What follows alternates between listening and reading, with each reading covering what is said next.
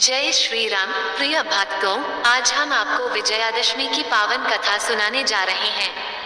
प्रेम से बोलिए मर्यादा पुरुषोत्तम भगवान श्री राम की जय। इस दिन बुराई पर अच्छाई और अधर्म पर धर्म की विजय का प्रतीक माना जाता है। इस कथा को अंत तक श्रद्धा और भक्ति भावना से अवश्य सुने। ये कथा केवल धर्म का ज्ञान नहीं देती, बल्कि हृदय में भक्ति की ज्योति भी प्रज्वलित करती है। आगे की कथा में हम भगवान शिव और माता पार्वती का एक अर्थपूर्ण संवाद सुनाएंगे। उस संवाद में ये प्रकट होता है कि प्रभु श्री राम के दिव्य दर्शन के लिए स्वयं शिव जी कितने ललायत और आतुर थे। यही प्रसंग भक्तों के लिए अत्यंत प्रेरणादायी और भाव विभोर करने वाला है। प्राचीन काल में जब भगवान विष्णु ने मर्यादा पुरुषोत्तम श्री राम के रूप में अवतार लिया, तब स्वयं देवों के देव महादेव भी उनके दर्शन करने की प्रबल इच्छा से व्याकुल हो उठे। भगवान शिव ने सोचा कि यह अवसर दुर्लभ है, क्योंकि साक्षात नारायण मानव रूप में अवतरित होकर पृथ्वी पर धर्म की स्थापना कर रहे हैं। शिव जी का हृदय राम भक्ति से पिघल गया और वे स्वयं भी प्रभु श्री राम के दर्शन के लिए एक अद्भुत लीलामयी यात्रा पर निकल पड़े थे। कहते हैं कि इस दिन मां कात्यायनी ने महिषासुर नामक राक्षस का वध कर देवताओं को भयमुक्त किया। तभी से इस दिन विजय उत्सव मनाने की परंपरा चली आ रही है। इसी कारण इसे विजयादशमी भी कहा जाता है। विजया माता का एक नाम भी यही है। ये पर्व प्रभु श्री राम और भगवान कृष्ण के काल से लेकर आज तक अत्यंत श्रद्धा के साथ मनाया जाता रहा है। माता द्वारा महिषासुर के वध के बाद से ही असत्य पर सत्य की विजय का ये पर्व और भी महत्वपूर्ण हो गया। श्री वाल्मीकि रामायण के अनुसार भगवान श्री राम ने ऋषिमुख पर्वत पर आश्विन मास की प्रतिपदा से नवमी तक आदि शक्ति की उपासना की। दशमी तिथि को उन्होंने रावण का संहार कर धर्म की स्थापना की। इस दिन नीलकंठ पक्षी का दर्शन भी अत्यंत शुभ माना जाता है, क्योंकि इसे भगवान शिव का रूप कहा गया है। इसी दिन पांडवों ने अज्ञातवास समाप्त कर शमी वृक्ष से अपने शस्त्र पुनः धारण किए। इसके बाद उन्होंने कौरवों पर विजय प्राप्त की। तभी से दशहरे पर शमी पूजा का महत्व बना हुआ है। मान्यता है कि कुबेर देव ने राजा रघु को शमी के पत्ते स्वर्ण मुद्रा में बदलते हुए वरदान दिया। तभी से शमी को सोना देने वाला वृक्ष माना जाने लगा। विजयादशमी पर रावण के पुतले का दहन करने का उद्देश्य ये सिखाना है कि चाहे कोई कितना भी विद्वान, शक्तिशाली या शिव भक्त क्यों ना हो, यदि उसका मन अहंकार और अधर्म से भरा हो तो अंततः उसे पराजय ही प्राप्त होगी। प्रिय भक्तों, अब सुनिए भगवान श्री राम और एक बुढ़िया की अद्भुत कथा। जब भगवान श्री राम माता सीता और लक्ष्मण के साथ वनवास जा रहे थे, तब उन्होंने थोड़ी देर विश्राम किया। वहीं पास में एक वृद्धा रहती थी। बुढ़िया सूत काट रही थी। जब भगवान श्री राम, लक्ष्मण और माता सीता उसके घर पहुंचे, तो बुढ़िया ने उनका आदरपूर्वक स्वागत किया। उसने उन्हें स्नान कराकर भोजन के लिए आमंत्रित किया। प्रभु ने कहा, माता, मेरा हंस बहुत भूखा है, पहले उसे मोती खिला दो, बाद में मैं भोजन करूंगा। ये सुन बुढ़िया चिंतित हो गई, लेकिन उसने हार नहीं मानी।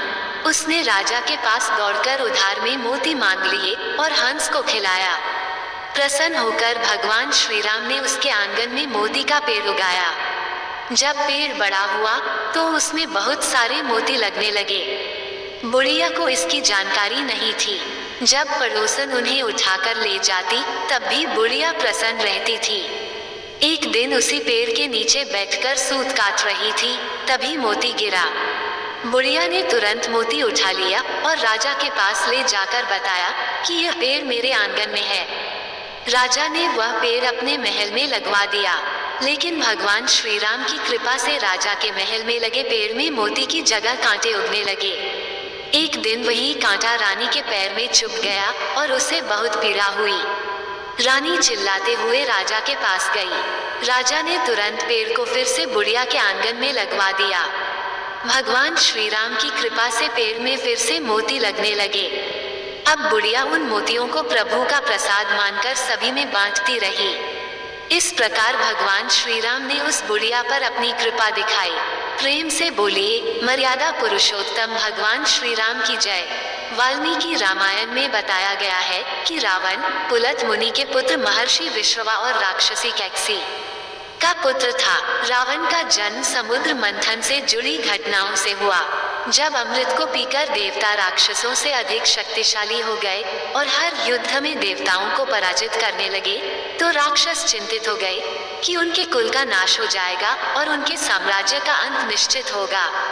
तब सर्वसम्मति से राक्षसों के बीच में इस बात पर सहमति बनी कि राक्षसों की पुत्री ऐसे शक्तिशाली पुरुष को जन्म दे जो ब्राह्मण भी हो और राक्षसों के कहने पर देवताओं के साथ युद्ध करके उन्हें हरा भी सके। मन में यही विचार लिए राक्षस राज सुमाली अपनी पुत्री कैकसी के पास पहुंचा और उससे कहा, पुत्री, अब तुम विवाह योग्य हो चुकी हो और मेरे भय के कारण कोई सुयोग्य तुम्हारा हाथ मांगने मेरे पास नहीं आता। इसलिए मैं चाहता हूँ कि तुम राक्षस वंश के कल्याण के लिए महापराक्रमी ऋषि विश्रवा से विवाह करो तथा एक तेजस्वी और पराक्रमी बालक को जन्म दो। फिर क्या था, कैकसी ने अपने कर्तव्य का पालन किया। अपने पिता से आज्ञा लेकर वह ऋषि विश्रवा से मिलने के लिए पाताल लोक से पृथ्वी लोक को निकल पड़ी। पृथ्वी लोक तक पहुंचते पहुंचते कैकसी को काफी समय लग गया और इसी कारण वह शाम को जब दोनों वक्त मिले ऋषि विश्रवा के आश्रम पर पहुंची। यहाँ आकर कैकसी ने ऋषि विश्रवा को चरण स्पर्श किया और फिर अपने मन की इच्छा उन्हें बताई। कैकसी की बातों को सुनकर ऋषि विश्रवा उससे विवाह करने को तैयार हो गए, लेकिन साथ ही उन्होंने ये भी कहा कि तुम कुबेला में मेरे पास आए हो, इसलिए मेरे पुत्र क्रूर और बुरे कर्म करने वाले होंगे और उनकी शक्ल भी राक्षसों जैसी होगी, लेकिन मेरा तीसरा पुत्र मेरी तरह धर्मात्मा होगा। और फिर इस तरह ऋषि विश्रवा और कैकसी ने रावण, कुंभकर्ण तथा पुत्री शूर्पणखा को जन्म दिया। सबसे आखिर में और तीसरे पुत्र के रूप में धर्मात्मा विभीषण का जन्म हुआ।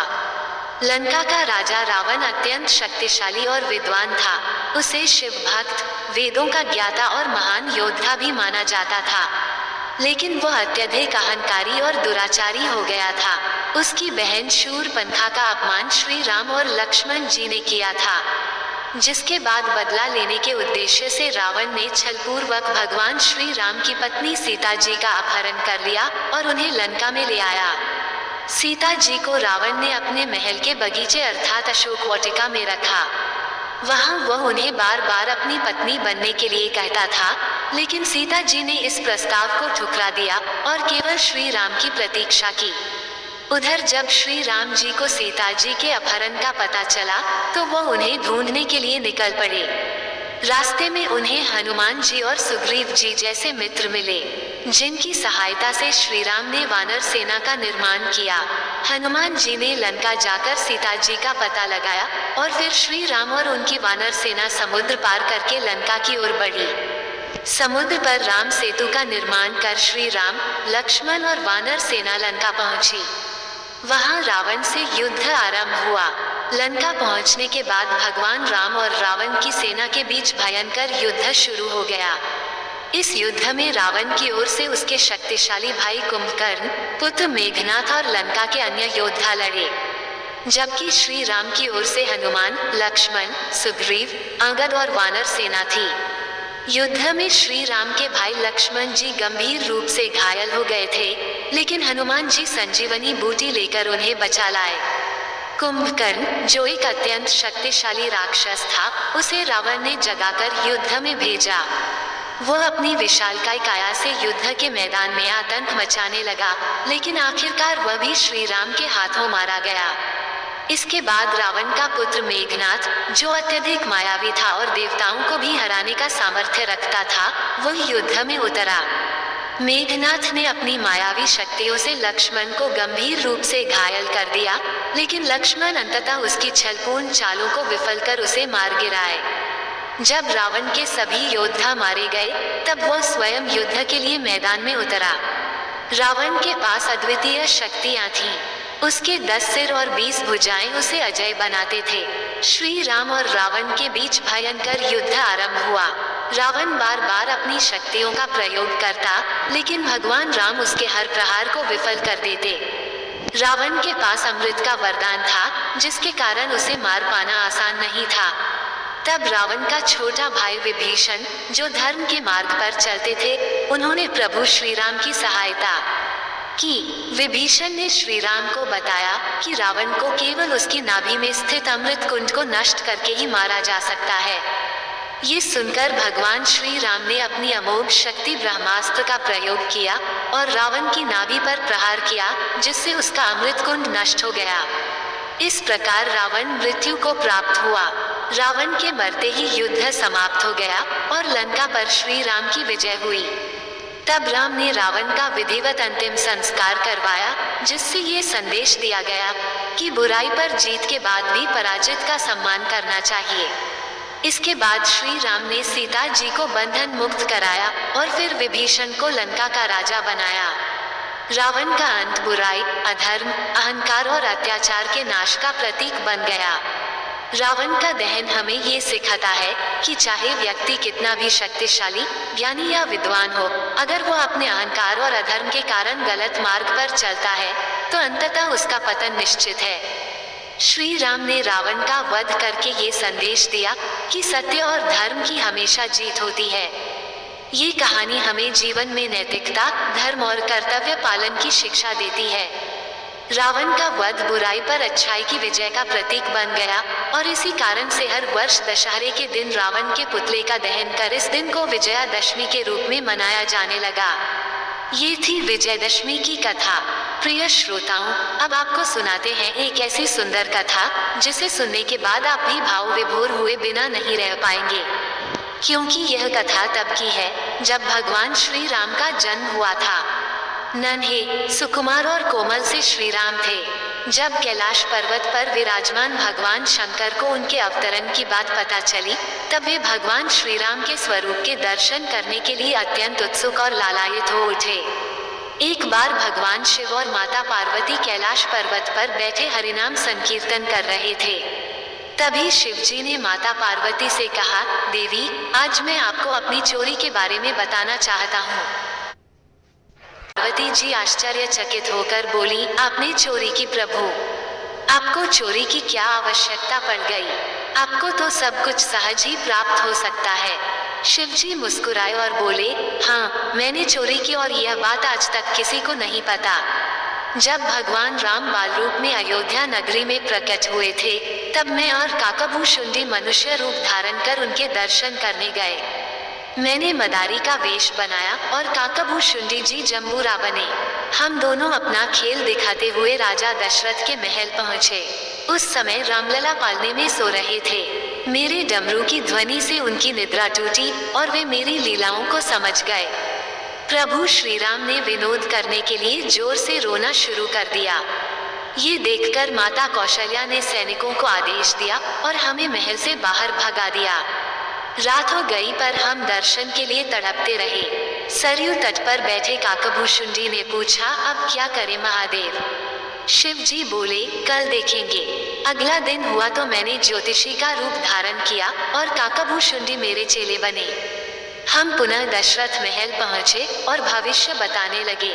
तभी एक दासी अपने बच्चे के साथ आई। मैंने उसके बच्चे का सटीक भविष्य बताया और दक्षिणा में केवल यही मांगा कि हमें महल में प्रवेश दिला दे। दासी ने जाकर राजमाता कौशल्या से मेरी खूब प्रशंसा की। कौशल्या जी ने मुझे महल बुलाया, चरण स्पर्श किया, आरती उतारी, भोजन कराया और चारों राजकुमारों को मेरे चरण छुआए। जैसे ही मैंने रामलला को देखा, मैं समाधि में लीन हो गया। मेरी सांसें रुक गईं, नेत्र पलक झपकना भूल गए। कौशल्या जी भयभीत हो गईं। तब शिशुरूप राम ने जोर जोर से रोकर स्थिति संभाली ताकि माता को उनके वास्तविक रूप का ज्ञान न हो। कौशल्या जी बोली, ज्योतिषी महाराज, मेरे लल्ला का भविष्य देखिए, वह भूखा है। शिव जी समाधि से बाहर आए और किसी प्रकार भविष्य बताकर विदा हुए। ये कथा सुनाकर शिव जी ने माता पार्वती से कहा, देखो, मैंने चोरी से दर्शन किए। पार्वती मुस्कुराई तो शिव जी ने पूछा, देवी, आप नाराज नहीं हुई? पार्वती ने उत्तर दिया, नाथ, यदि दासी न आती तो क्या आप दर्शन कर पाते? क्या आपने उस दासी को पहचाना नहीं? तब शिव जी ने देखा और सारा रहस्य जान गए। वास्तव में वह दासी कोई और नहीं बल्कि स्वयं माता पार्वती ही थी, जिन्होंने दासी का रूप लेकर पहले से ही महल में प्रवेश किया था। इस प्रकार भगवान शिव की रामलला के दर्शन की मनोकामना पूर्ण हुई। प्रिय भक्तजन, ये कथा हमें सिखाती है कि प्रभु के दर्शन और भक्ति का मार्ग सरल नहीं होता, परंतु यदि मन सच्चे भाव से जुड़ा हो तो स्वयं शक्ति स्वरूपा माता पार्वती भी सहायक बन जाती हैं। इस कथा को सुनकर यदि आपके हृदय में भी भक्ति का भाव जगा हो तो कमेंट बॉक्स में जय श्री राम और हर हर महादेव अवश्य लिखें। कथा पसंद आई हो तो इसे लाइक करें, अपने प्रियजनों के साथ शेयर करें